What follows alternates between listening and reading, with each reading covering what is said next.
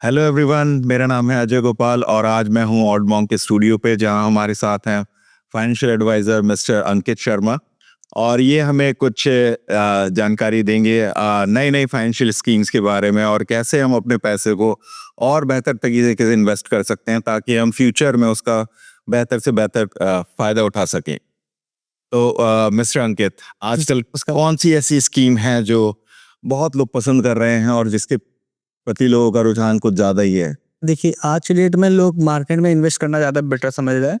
But मेरे हिसाब से अगर हम देखें तो हमें अपने पैसे को हर जगह, हर चीज़ में, फंड में इन्वेस्ट करना चाहिए। कोई एक सिंगल फंड में नहीं, मार्केट में भी इन्वेस्ट करना चाहिए, कुछ गारंटेड फंड्स में भी इन्वेस्ट करना चाहिए, क्योंकि आज की डेट में कोई चीज़ का भी भरोसा नहीं है। कब क्या कैसा माहौल हो जाए, क्या सिचुएशन आ जाए, तो कोई वो भरोसा नहीं है। ठीक है, कभी भी मार्केट पलट सकती है। जो आज की स्ट्रेटेजी चल रही है, मार्केट कभी भी डाउन हो जाती है और ऐसा डाउन होता है कि 2-3 साल हो जाता है कब उठने में उसको। ठीक है, अगर आप अभी रिसेंटली फरवरी मार्च का देखेंगे तो हमारी मार्केट 2 साल पीछे चली गई थी। अप्रॉक्स 2021 के बेस पे चली गई थी, कोविड टाइम का।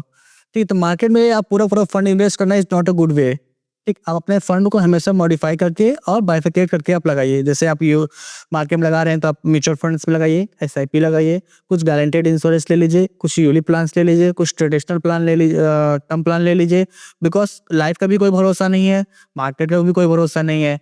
हमारी फैमिली भी सेव रहे प्लस हमारा फंड भी मूव अच्छा इन्वेस्ट हो, बढ़े। ठीक है, तो हम अपने फंड को एक सिंगल फंड में इन्वेस्ट नहीं करना चाहिए। आज के डेट में तो सबसे बेस्ट ही है। अदरवाइज अभी जैसे कुछ लोग करते थे, और लोग पहले क्या करते थे, गारंटेड ट्रेडिशनल इंश्योरेंस लेते थे, जो 5 साल 10 साल दिया, 15 साल मैच्योरिटी होती थी। एट द टाइम उस टाइम के पैसा की कोई वैल्यू नहीं रह जाती है। कि अगर आप मान लीजिए मुझे 10 साल दिया, 15 साल में आपको पैसा डबल करके दे रहे हैं, तो उस टाइम में कोई पैसे की वैल्यू नहीं होती है। मार्केट में वो पैसा 5-6 साल में ही डबल कर सकते हैं। बट मार्केट में कोई भरोसा नहीं, पता चला आप 6 साल बाद पैसा जो मैच्योरिटी पे जाए तो उस टाइम उसकी वैल्यू डाउन हो। ठीक, आप वहाँ रिस्क भी पा सकते हो।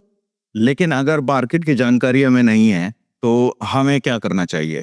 अगर आपके मार्केट की अगर स्ट्रेटजी आपको नहीं मालूम है, तो बैंक में बहुत से ऐसे फंड्स हैं या बहुत से ऐसे आरएम्स होते हैं जो आपको गाइड करते हैं, हेल्प करते हैं। मतलब रिलेशनशिप मैनेजर, जो आपके वेल्थ आरएम होते हैं, जो आपके फंड्स को आप बताते हैं कैसे आप कहाँ इन्वेस्ट कर सकते हो। ये आज की डेट में हर बैंक ये रखता है जनरली, जो आपको मॉडिफाई करेंगे कि आपका पैसा कहाँ इन्वेस्ट करना है, आपको ज़्यादा रिटर्न मिल जाए। अगर आप चाहो तो यूलिप फंड्स में भी इन्वेस्ट कर सकते हो, वहाँ भी आपको मार्केट में ही पैसा रिटर्न होता है, टैक्स फेवर होता है। और लोग 90% जो मार्केट में इन्वेस्ट करते हैं, बहुत लोग यूलिप फंड में ही इन्वेस्ट करना पसंद करते हैं। अच्छा, ठीक है, तो उसमें आपको रिटर्न कुछ खास ये सेफ मिल जाता होता है? हाँ, कुछ हद तक ही सेफ होता है। ठीक है, कुछ हद तक ये सेफ होता है, बिकॉज़ यहाँ पे आपके फंड्स एक सिंगल सेक्टर में नहीं लगता है, कई सेक्टर में, कई दूसरे सेक्टर में लग डिवाइड होके लगता है। इक्विटी में होता है, डेब्ट में होता है। ठीक है, तो कोई हाई मतलब तीनों सेक्टर आपको मेट करता है, हाई रिस्क, मीडियम रिस्क और लो रिस्क। इसमें तीनों फंड्स इसमें मूव होते हैं, तो अपने हिसाब से वो मैनेज करता है बैंक। तो लोग को जो अपने नए फंड्स हैं, जो लोग नया नया जॉब अभी स्टार्ट किए हैं, मान लीजिए कोई 20,000 रुपये से अभी अपनी पहली जॉब स्टार्ट किया है, तो उसे किस तरफ कितना सैलरी का कितना पार्ट से अपना बचाना चाहिए? देखिए, अगर हम ओवरऑल देखें तो हमें अपने सैलरी का कम से कम 25% तो सेविंग करके लेके चलना चाहिए। बिकॉज़ जो आप अभी आज की डेट में स्ट्रेटजी चल रही है लाइफ की, उसमें अगर हम 25% से कम सेविंग करेंगे, तो आने वाले टाइम में हमें उतना ही प्रॉब्लम क्रिएट होगा, उतना ही प्रॉब्लम हमें फेस करना पड़ेगा। बट अगर 25% सेविंग करते हुए चलेंगे, ठीक, हाँ, ये भी हो सकता है कि 20,000, जैसे आपने बताया क्वेश्चन पूछा 20,000 रुपए, तो 20,000 में उसको कुछ खास सेविंग तो नहीं हो पाएगा आज के हिसाब से देखा जाए।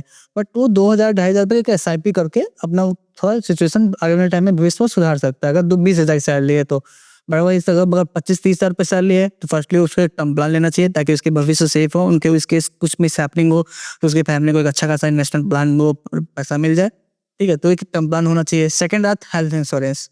ठीक है, तो हेल्थ इंश्योरेंस इसलिए आज जो कि आज के डेट में बहुत सी बीमारियां फैल रही है, इसमें और काफ़ी पैसा लग जाता है। ठीक, पहले इतना दर्द नहीं था, बट आज की सिचुएशन जो चल रही है, इकोनॉमी चल रही है, उसमें काफ़ी बर्डन है, काफ़ी दर्द है। ठीक है, तो health insurance, term insurance must first priority.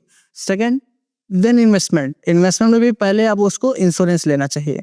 तो इंश्योरेंस में उसका जो है 20,000 में से मान लीजिए 2,000 रुपये उसका इंश्योरेंस में, नहीं, 2,000 रुपये तो एसआईपी में है। एसआईपी में, और बाकी जो इंश्योरेंस का प्रीमियम वगैरह है उसमें कितना लगभग पैसा उसका चला है? देखिए, अब 20,000 की इनकम में तो उसको अप्रॉक्स जो उसकी 50% लाइबिलिटी ही होगी। ठीक है, तो उसके साथ उसको पहले सेविंग देखना पड़ेगा, क्या सेविंग कर रहा है।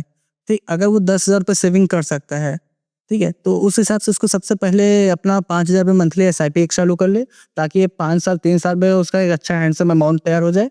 उसको फिर वो री इन्वेस्ट कर सकता है या उसी को चलने दे कंटिन्यूअसली। अगर एसआईपी भी वो 5 साल चला लेता है तो उसका भी एक अच्छा खासा अमाउंट बन जाएगा नॉर्मल टाइम में। आपको ऐसा लगता है कि हमारे देश में फाइनेंशियल क्या कहते हैं उसको, फाइनेंशियल की नॉलेज, हाँ, फाइनेंशियल नॉलेज की बहुत कमी है। फाइनेंशियल नॉलेज की बहुत कमी। हाँ, अभी आप देखेंगे तो आज की डेट में भी लोग एफडी पे ज़्यादा प्रेफ़र करते हैं। ठीक है, अगर एफडी पे प्रेफ़र करते हैं तो उनको कुछ खास रिटर्न नहीं मिलता अप्रॉक्स। अगर ओवरऑल सभी बैंकों को कंपेयर कर लें तो 8 साढ़े 8% आज की डेट में किसी के ऊपर रिटर्न अच्छा नहीं है, 8 साढ़े 8%। ठीक है, तो वो कस्टमर चाहे तो कहीं अच्छी जगह उसी पैसों को बाइफरकेट कर सकता है। मान लीजिए मेरे पास 25 लाख की एफडी है, ठीक है, तो उस पैसे को हम 5 लाख रुपए एफडी में डाल दें, 5 लाख रुपए म्यूचुअल फंड्स में डाल दें, 5 लाख रुपए हम यूलिप में डाल दें और कुछ पैसे को हम अपने अकाउंट में या अपने सेफ पैसा रखे रहें।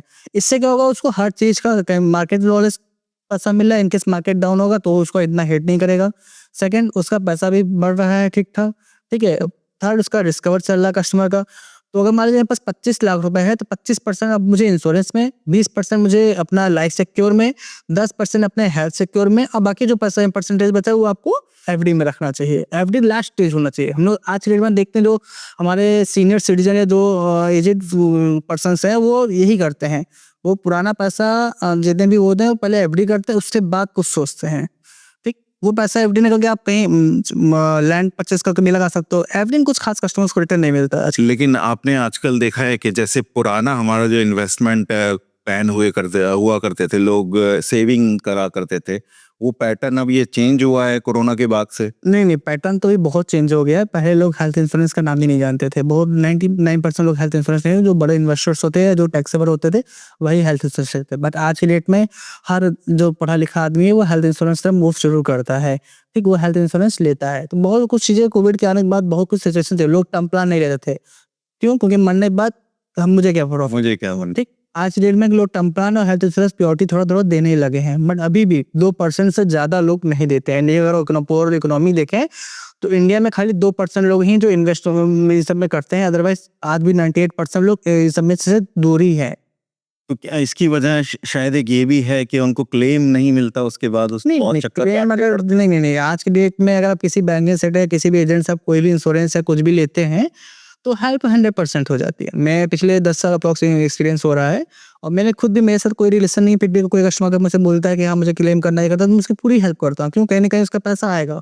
और अगर आप क्लेम लेने जाएंगे भी तो उसमें बैंक का भी प्रॉफिट होता है, एजेंट का भी प्रॉफिट होता है। मान लीजिए इनकेस अगर मेरी फैमिली में किसी का डेथ हो, उसके नाम से 1 करोड़ का इंश्योरेंस है, 1 करोड़ का इन्वेस्टमेंट आया, 1 करोड़ का फंड आया, जाहिर सी बात है आप भी कुछ इन्वेस्टमेंट लेंगे ही लेंगे, एजेंट भी कुछ लेगा। इसलिए एजेंट जानबूझ के हेल्प करना सोचता है। ये मजबूरी भी है कि लोग भाई आप जैसे अच्छे आदमियों को नहीं जानते, अच्छे फाइनेंशियल एडवाइजर उनके पास नहीं है, और ये अक्सर देखा गया है कि वो उनसे उल्टी सीधी स्कीमों में पैसा लगवाता है। हाँ, ये भी होता है। बहुत से लोग हैं जो इंश्योरेंस सेक्टर में डायरेक्टली खुल के झूठ बोलते हैं। ठीक, अपना टारगेट कंप्लीट करने के होता है। कैसे? मान लीजिए अभी गारंटेड इंश्योरेंस में क्या होता है, सर आप 2 साल 1 साल दीजिए, 2 साल दीजिए, तीसरे साल अपना पैसा डबल ले लीजिए, 5वें साल में पैसा ले लीजिए। अब जो पढ़े लिखे नहीं होते वो इसी चीज़ों में फंस जाते हैं, जो अपना बॉन्ड्स नहीं देखते, अपना इलस्ट्रेशंस नहीं देखते, क्योंकि अपने फॉर्म्स होते हैं वो हाँ, तो पढ़ नहीं पाते। तो उस केस में फिर ये दिक्कत हो जाती है। बाद में टाइम भविष्य हो जाता है। कुछ ऐसा भी सिचुएशन होता है, कस्टमर आज पास पैसा है 5 लाख रुपए, कहीं से उसने पैसा पाया है, लोन लिया, उसने 2 लाख तक इंश्योरेंस कर दिया। ठीक, ये बैंकर ने जबरदस्ती या किसी एजेंट ने जबरदस्ती इंश्योरेंस कर दिया 2 लाख 1 लाख रुपए का। नेक्स्ट ईयर वो कैसे पे करेगा? उस जगह वो पॉलिसी लैप्स हो जाती है और उसका सारा ठीक है पैसा। बट ये अभी आएगा नहीं है, अभी तो IRD गाइडलाइंस आया नहीं हो, उसलिए अगर आपने 1 साल में प्रीमियम दिया तो अगर पैसे लैप्स नहीं होंगे, उसमें आप पेड अप करा के पैसा ले सकते हैं। बट पहले क्या था, आपने 1 साल 2 साल दिया, पैसा नहीं दिया तो पूरा पैसा डूब जाता था, ये चीज था। बट अभी आपसे अगर किसी को कांटेक्ट करना हो तो फिर वो कैसे करे? मैं रिसेंटली तो भी RBL बैंक में हूँ। मैं अपने करियर बात करूँ, मैं 3-4 बैंक को स्विच किए हैं, बट अभी तो मैं एट टाइम RBL बैंक में हूँ, इंदिरा नगर ब्रांच में।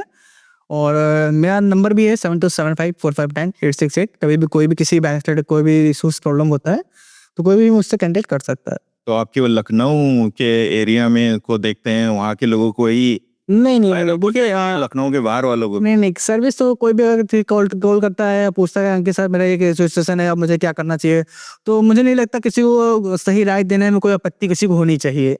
ठीक है, मैं भी फ्री ऑफ कॉस्ट कोई भी मुझसे पूछता है, हेल्प पूछता है, जैसे मेरे पास बहुत ऐसे कस्टमर जो बहराइच से जुड़े हुए हैं। मैं पहले बहराइच में था, मैंने जॉब छोड़ दिया, वो आज भी मुझे फ़ोन करता है कि मेरा ये इश्यूज़ है, ये मेरा प्रॉब्लम है, तो मैं उनको गाइड करने में कितना मिनट लगता है? 2 मिनट लगता है। तो इसमें लोकेशन का ऐसा कोई इश्यू नहीं है। मैं कोई भी अगर मान लो दिल्ली से फ़ोन करता है कि अंकित सर मेरे पास ये सिचुएशन है, मेरा ये इश्यूज़ आ रहे हैं बैंक में, या मेरे ये चार्जेस कट रहे हैं, या मेरी लिमिट का दिक्कत आ रही है, तो फ्री ऑफ कॉस्ट में एडवाइस करने में कोई दिक्कत नहीं है, कोई ऐसा नहीं। क्योंकि बैंकिंग से नहीं चलता ना, रिलेशनशिप से ही।